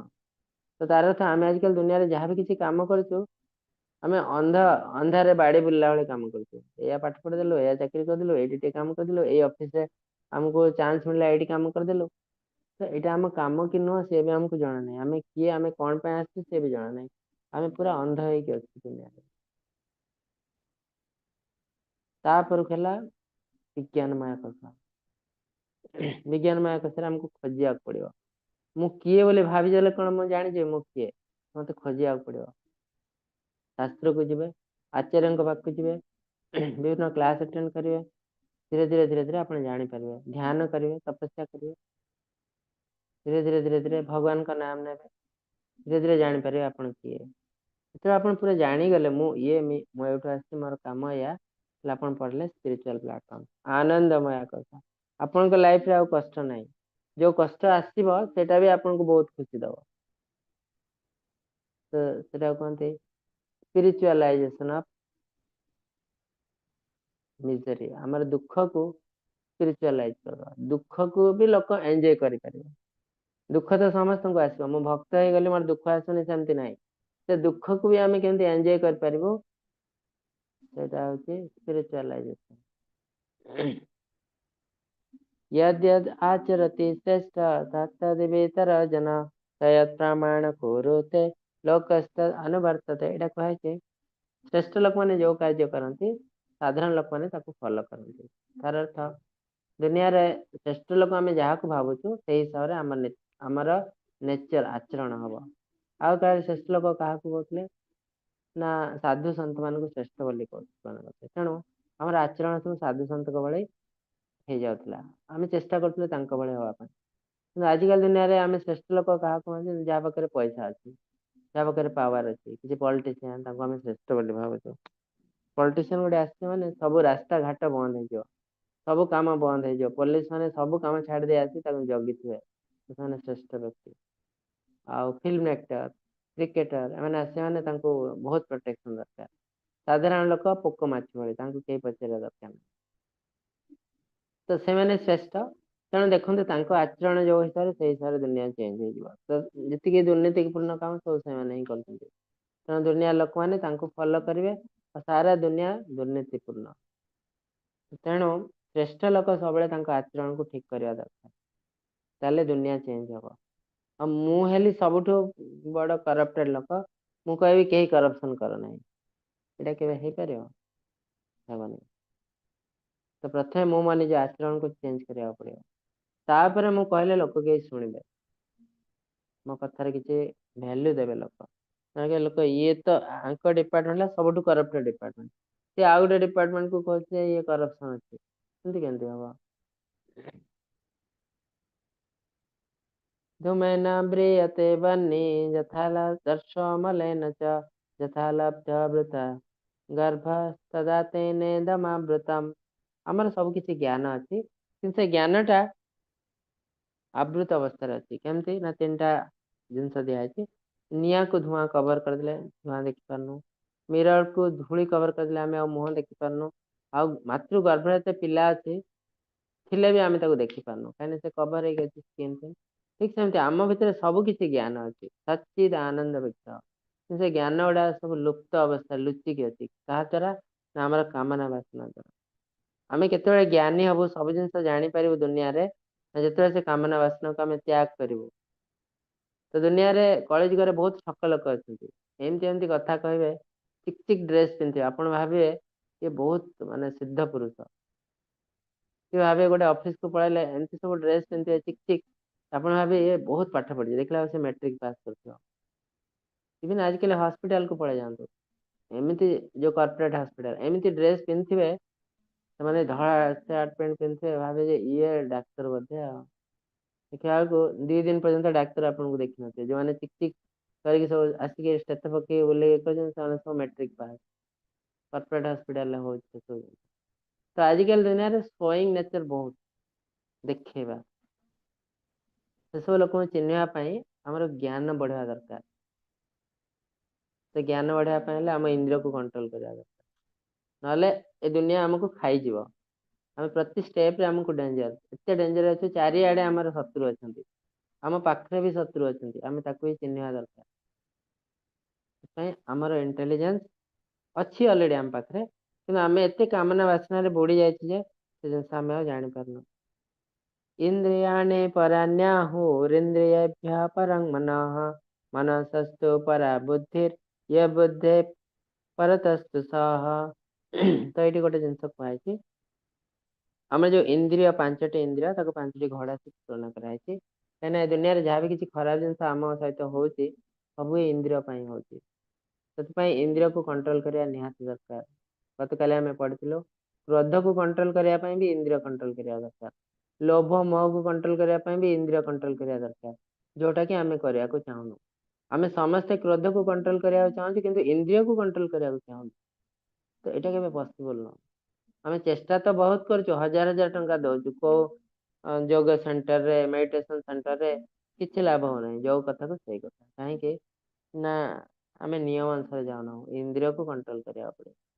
जमती डाक्तर पाक कहते हैं सब खाओ मेडिसिन खाओ के रोग भल हुए जो जिन खाइले रोग हो प्रथम छाड़देवा पड़ो सब मिठा खाओ आ डायबिटीज मेडिसिन खाओ किसी दिन पर से मेडिसिन भी काम कर तेणु प्रथमे आचरण कर जहाँ खाद्य मिठा फिठा सब छाड़देवा पड़ो भूली जावा पड़ो कष्ट करा पड़ो दुनिया समस्ते कष्ट कर प्रत्येक कंडीशन रे कष्ट कर कष्ट करें भगवान भी कष्ट करछन्ति भक्त माने किए कष्ट करने दुनिया रे तेणु मन को कंट्रोल किए करे सॉरी इंद्रिय को कंट्रोल किए करे ना मन मन है दौड़े मन को षष्ठ इंद्रिय बोली भी कहा जाए कहीं मन चाहिए सब इंद्रिय को कंट्रोल कर पारिबा मन को किए कंट्रोल करे ना बुद्धि इंटेलिजेंस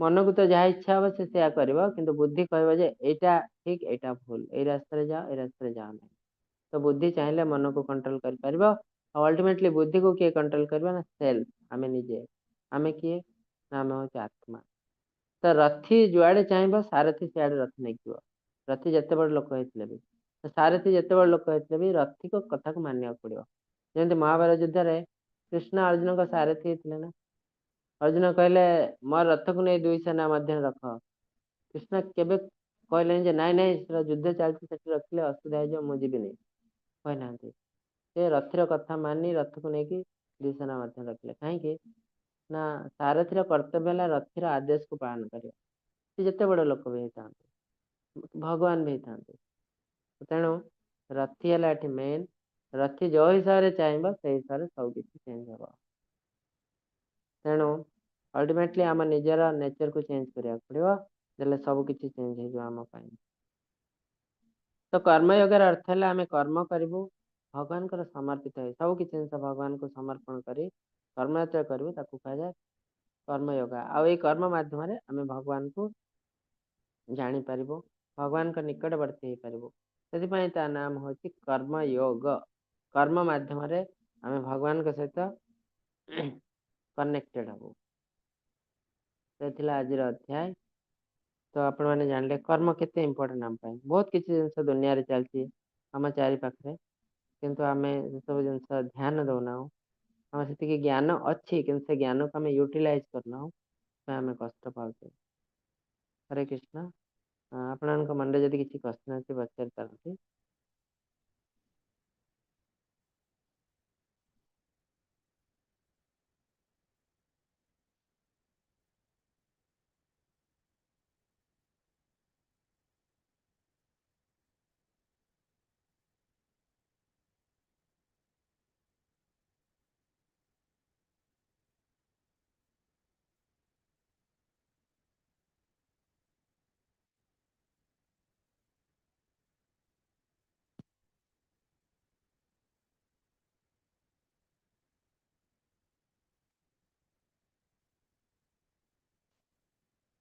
हरे कृष्ण प्रभु विप्लव प्रभु हरे कृष्ण अनम्यूट करंतु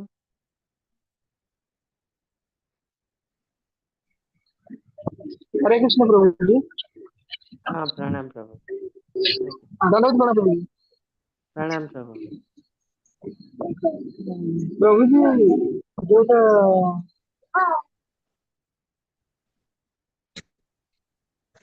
हेलो हाँ कहतु हरे कृष्ण କାଲି କ୍ୱେଶ୍ଚନ ପଚାର ପ୍ରଭୁ ଯେ ଯେମିତି ଆମେ ବର୍ତ୍ତମାନ କ୍ଲାସ ହଉଛି କ୍ଲାସରେ ଯେମିତି ମୁଁ ମାଳା କରିପାରିବି ନା ନାହିଁ ମାନେ ଭଗବାନ ନାମ ନେଇପାରିବି ନା ନାହିଁ କ୍ଲାସ ଶୁଣିକିରି हाँ क्लास शुणी शुणी भी माला करें शुणे कहीं से भगवान का नाम ही शुणुंट भगवान का लीला ही शुणुंट भगवान का इंस्ट्रक्शन तो करें बोली आचार्य मैंने कहते श्रीमद् भागवतम क्लास शुणु शुणु भी माला करें किंतु जदि गोटे बहुत इम्पोर्टेंट टॉपिक ऊपर डिस्कशन होता है जोटे कंसंट्रेशन दरकार से बंद कर शुणे तापर आउे करेंगे ନାଇଁ ଯେମିତି କିଛି କଣ ମାନେ ହଠାତ୍ ମୁଁ କହୁଛି ଆପଣ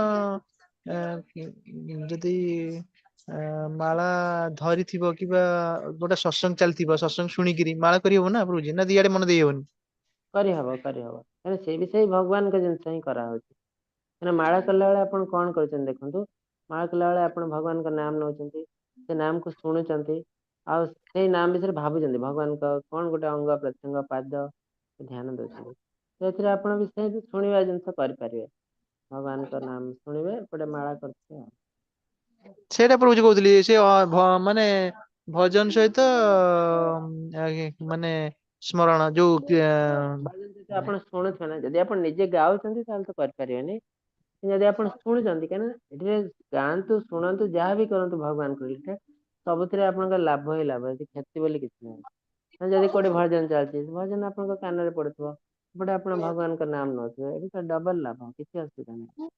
ଆଜ୍ଞା ଧନ୍ୟବାଦ ପ୍ରଭୁ। ଭଗବାନଙ୍କ ନାମ କିଛି ବି ୱେରେ ଆମ ଭିତରକୁ ପଶିବା ଦରକାର, ସେ ଶ୍ରବଣ ମାଧ୍ୟମରେ ହଉ, କୀର୍ତ୍ତନ ଜଣେ ମାଧ୍ୟମରେ କହୁଥିଲେ ହଉ। ମାତାଜୀ କହୁଥିଲେ ନାଇଁ ଆଟ୍ ଏ ଟାଇମ୍ ଦିଟା କରିହବନି, ଜଣେ ଯଦି ଆପଣ ସତ୍ସଙ୍ଗ ଶୁଣିଛନ୍ତି ସତ୍ସଙ୍ଗ ବନ୍ଦ କରି ମାନେ ନାମ କରିବେନି, କାରଣ ଦିଆଡେ ମନ ଦେଇପାରିବେନି, ଏମିତି କହୁଥିଲେ ତ ଯଦି ସେ ସେମିତି ନେଇ ଇମ୍ପୋର୍ଟାଣ୍ଟ ଟପିକ ଉପରେ ଡିସ୍କସନ ହଉଛି ଯୋଉଟା କି ଆପଣ ବୁଝିବା ନିହାତି ଦରକାର, ସେତେବେଳେ ଆମ ମାଇଣ୍ଡ ଡାଇଭର୍ଟ ହବ, ତ ସେତେବେଳେ ଆପଣ ଟିକେ ବନ୍ଦ କରିକି ଶୁଣିବେ। ପ୍ରଭୁଜୀ ଦେଖ ଶୁଣନ୍ତୁ ପ୍ରଭୁଜୀ, ଯେତେବେଳେ ଆମେ ଗୋଟେ ଟପିକ ପଢିଥିବା ଟପିକ ଉପରେ ଧ୍ୟାନ ଅଛି କିନ୍ତୁ ମନରେ ଭଗବାନ ନାମ ଚାଲିଛି, କିନ୍ତୁ ସେଇଟା ଗୋଟେ ପ୍ରାକ୍ଟିସ ନା ପ୍ରଭୁଜୀ, ମାନେ ନାମ ଚାଲିବାଟା। ହଁ ଗୋଟେ ଜିନିଷ ଯେମିତି ଆମେ ଶୋଇଲା ବେଳେ କହନ୍ତି, ଶୋଇଲା ବେଳେ ତମେ ନାମ ନେଇକି ଶୋଇବ, ଆଉ ତ ରାତି ସାରା ଯେତେବେଳେ ଶୋଇଲା ପରେ ଆଉ ନାମ ତ ନେଇପାରିବନି ନା ପ୍ରଭୁଜୀ। ସେ ଭୁଲ ସେଟା କହନ୍ତି ଯେ ଉଠିଲା ପରେ ଯେମିତି ତମ ନାମ ଚାଲିଥିବ, ସେଟା ମାନେ ନିଦ୍ରା ଯୋଗ ହୁଏ। ନା ସେମିତି ନା, ନାମ ସେଇଟା ତ ବହୁତ continuous ପ୍ରାକ୍ଟିସ ଚଲେଇବା ପରେ କଥା। ହବ। ଶୋଇଲା ବେଳେ ନାମ ନେଇଥିଲେ ରାତି ସାରା ଜପ, ଯୋଉଟା ସେଟା ବହୁତ ପ୍ରାକ୍ଟିସ ପରେ ହବ, ଇମିଡିଏଟଲି ସେଟା ସମସ୍ତଙ୍କର ହବନି। ନା ଯୋଉ ଜିନିଷ ଆପଣ କହିଲେ ଯେ କେତେବେଳେ ମାଳା କରିପାରିବିନି, ଯଦି ଆପଣ ଜଣେ ଶ୍ରେଷ୍ଠ ବୈଷ୍ଣବ ଆସିଛନ୍ତି, ବହୁତ ବଡ ବୈଷ୍ଣବ, ସେ ଗୋଟେ ବହୁତ ଇମ୍ପୋର୍ଟାଣ୍ଟ ଟପିକ ଉପରେ କହୁଛନ୍ତି, ସେଇଠି ଆପଣ ଟିକେ ଧ୍ୟାନ ଦରକାର, ଶୁଣିବା ଦରକାର, ତ ସେଇଠି ଆପଣ ମାନେ ଶୁଣିବା ଦରକାର, ମାଳା କରିବେ ନାହିଁ। ସେଇଟା ତ କହିଲି ପ୍ରଭୁ, ସାଡେ ସାଡେ ସାଡେ ଧ୍ୟାନ ଥିବ, ଧ୍ୟାନ ପୁରା ସାଡେ ମନ ଥିବ, ମାନେ ବୁଝୁଥିବି, ଇଆଡେ କିନ୍ତୁ ନାମ ଚାଲିଥିବ, ସେଇଟା କହୁଛି ଏଇଟା ମାନେ ଟିକେ କଷ୍ଟ, ଆପଣ ଚାଲିଥାଏ। ସେତିକି କନସେନଟ୍ରେସନ ଦେଇପାରିବେନି ନାମକୁ, ବୁଝିଲେ ତ। ତାର ଏମିତି ଗୋଟେ ରେଗୁଲାର ଟପିକ ଚାଲିଛି ବା ଖାଲି ନାମ ସଂକୀର୍ତ୍ତନ ଚାଲିଛି, ସେତେବେଳେ ଆପଣ ବୁଝିବାର କିଛି ନାହିଁ, ତ କରିପାରିବେ ମାଳା। କିନ୍ତୁ ଗୋଟେ ଇମ୍ପୋର୍ଟାଣ୍ଟ ପ୍ରଭୁ ଟପିକ ଚାଲିଛି ବହୁତ ଆମେ ତ ନାମ ଉପରେ ବି କନସେନଟ୍ରେସନ କରିପାରୁନା, କିନ୍ତୁ ନାମ ଚାଲିଥାଏ, ସେଟା ବି ତାର ମହତ୍ଵ ନାହିଁ କି ପ୍ରଭୁଜୀ? ନା ଅଛି, ନାମ ଖାଲି ଶୁଣିଲେ ବି ତାର ମହତ୍ଵ ଅଛି, କିନ୍ତୁ ସେଥିରେ ବୁଝିବାର କିଛି ନାହିଁ ନା। ଧର ହରେ କୃଷ୍ଣ ନାମ ତ ସେଥିରେ ବୁଝିବାର କିଛି ନାହିଁ, ଜଷ୍ଟ କାନରେ ନାମ ପଡିଲେ ହେଲା, ତ ଆପଣ ମାଳା କରିପାରିବେ। କିନ୍ତୁ ଗୋଟେ ଇମ୍ପୋର୍ଟାଣ୍ଟ କ୍ଲାସ ଚାଲିଛି ଯୋଉଥିରେ ବୁଝିବା ଦରକାର, ଏଇଟା କଣ ପାଇଁ ହେଲା, ସେ ସମୟରେ ଆପଣ ମାଳା କରିପାରିବେନି, କାହିଁକିନା ମାଳା କଲେ ସେ ବିଷୟରେ ଆପଣ ବୁଝିପାରିବେନି କିଛି। ଆଉ ଶ୍ରେଷ୍ଠ ବୈଷ୍ଣବ ମାନେ ଯେତେବେଳେ କ୍ଲାସ ନିଅନ୍ତି, ବଡ ବଡ ଭକ୍ତ ମାନେ, ସେତେବେଳେ ଆକ୍ଚୁଆଲି କରିବା କଥା ନୁହଁ, ବୁଝିଲ ତ। କିନ୍ତୁ ଜଣେ ମହାରାଜ କହୁଥିଲେ ଥରେ ଯେ ଭଗବତମ ପଢାରେ ଯିବା ସମୟରେ, ସେଟା ଗୋଟେ କ୍ଲାସ ହଉଥିବା ସମୟରେ ଆପଣ କରିପାରିବେ ବୋଲି କହୁଥିଲେ। ସେ କ୍ଲାସ ମାନେ ସତ୍ସଙ୍ଗ ଟାଇମ ତ ଅଲଗା କଥା, କିନ୍ତୁ ହଠାତ୍ ଡିପେଣ୍ଡ କରେ ମୋବାଇଲ ଆପଣ କିଏ ନଉଛନ୍ତି କ୍ଲାସ, କୋଉ ଜାଗାରେ କ୍ଲାସ ଚାଲିଛି, କଣ ପଢା ହଉଛି, ସେଟା ଡିପେଣ୍ଡ କରେ। ତ ଗୋଟେ ବଡ କ୍ଲାସ ଚାଲିଛି, ମହାରାଜ ଜଣେ ଆସିଛନ୍ତି ଦୂରରୁ, ବହୁତ ଭଲ ଜିନିଷ କହୁଛନ୍ତି, ସେମାନେ ନ ହଁ କଲେ ଭଲ। ମୋବାଇଲ କଥା କହୁଛି, ମୋବାଇଲ ହଠାତ୍ ଜଣେ ସତ୍ସଙ୍ଗ ଶୁଣିକିରି ଆମେ କଣ୍ଟିନ୍ୟୁ ମାଳା ନା ମୋବାଇଲରେ କରିପାରିବୁ। ଆପଣ କରିପାରିବେ, ମୋବାଇଲ ତ ଆପଣ ଯେତେଥର ଚାହିଁବେ ପ୍ଲେ କରିକି, ମୋବାଇଲ ଶୁଣିଲା ବେଳେ କରିପାରିବେ ଆପଣ। ଧର ଭିଡିଓଟେ ଦେଖୁଛନ୍ତି, ଆପଣ ଯେତେବେଳେ ଚାହିଁଲେ ଦେଖିପାରିବେ। ଧ୍ୟାନ ବି ଭଲ ଲାଗେ, ମାନେ ପ୍ରାୟ ମାଳା କରିବା ପାଇଁ ଭଲ ଲାଗିବି। ହଁ କିଛି ଅସୁବିଧା ନାହିଁ, କିନ୍ତୁ ଜଣେ ମହାରାଜ ଆସିଛନ୍ତି କହୁଛନ୍ତି ଡାଇରେକ୍ଟଲି, ଆପଣ ତାଙ୍କ ଆଗରେ ବସିଛନ୍ତି, ସେ ସମୟରେ ମାଳା ନ କଲେ ଭଲ, କାହିଁକି ନା କରିବା ଉଚିତ ନୁହଁ, କାହିଁକି ନା ନହେଲେ ତାଙ୍କ କଥା କିଛି ଶୁଣିପାରିବେ ନାହିଁ। ମାନେ କ୍ଲାସ ଡାଇରେକ୍ଟଲି ଶୁଣିବା ଆଉ ଭିଡିଓ ଶୁଣିବା ଏଥିରେ ବହୁତ ଡିଫରେନ୍ସ ଅଛି। ଏଇଟା ଇମ୍ପର୍ସନାଲିଜିମ୍, ସେଟା ପର୍ସନାଲିଜିମ୍, ଡାଇରେକ୍ଟଲି ଶୁଣୁଛନ୍ତି ତାଙ୍କୁ, ତା ଭିତରେ ବହୁତ ଡିଫରେନ୍ସ ବି ଅଛି। ଆପଣଙ୍କର ଭକ୍ତି ବହୁତ ଗୁଣରେ ବଢିଯାଏ, ଯେତେବେଳେ ଆପଣ ଡାଇରେକ୍ଟଲି କ୍ଲାସ। ଆଜ୍ଞା ପ୍ରଭୁଜୀ, ଆପଣଙ୍କ ଦେହ ପ୍ରଭୁଜୀ ଠିକ ନାହିଁ କି? ହଁ ଟିକେ ଥଣ୍ଡା ହେଇଯାଇଛି ତ, ସେଥିପାଇଁ ଭଏସ ଟିକେ ଚେଞ୍ଜ ହେଇଯାଇଛି।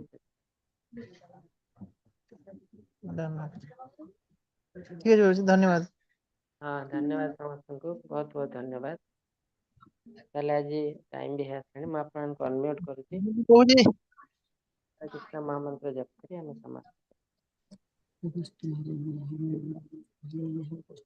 हरे Krishna Hare Krishna, Krishna Ram Krishna, Hare Hare Hare Hare, Hare Rama Hare Hare Rama, Rama Hare Rama Rama, Rama Rama Hare Rama Hare Hare Rama, Hare Hare Hare Krishna Hare, Hare Ram Krishna Rama, Hare Krishna Hare Krishna, Hare, Krishna Hare Krishna, Hare Hare Hare Hare Krishna Krishna, Hare, Hare Hare Rama Krishna, Hare Rama Krishna Rama Krishna, Rama Hare Hare Hare, Hare Ram Ram Hare Hare Hare Hare Krishna Rama, Hare Krishna Rama Rama, Krishna Hare Krishna Hare, Hare Hare Hare Krishna, Rama Hare Hare Krishna, Rama Rama Krishna Hare Krishna, Rama Hare Hare Hare, Hare Hare Rama, Hare Sindhu Rama, Rama Rama, Patitanam Hare Hare. Pavanebhyo Pratitapatavabhyo Vaishnavebhyo Namo Krupa Sindhu Bharavabhyo Patitanang Pavanabhyam Vaishnavebhyo Namo वैष्णवेभ्यो आनंद नमो बड़ी वास्तव में बोले केला प्रभुपाद जय की जय शिला जय भगवत प्रभुपाद गीता की जय जय सब वैष्णव गण की जय प्रभु जी माता जी प्रणाम हरे कृष्ण प्रभु।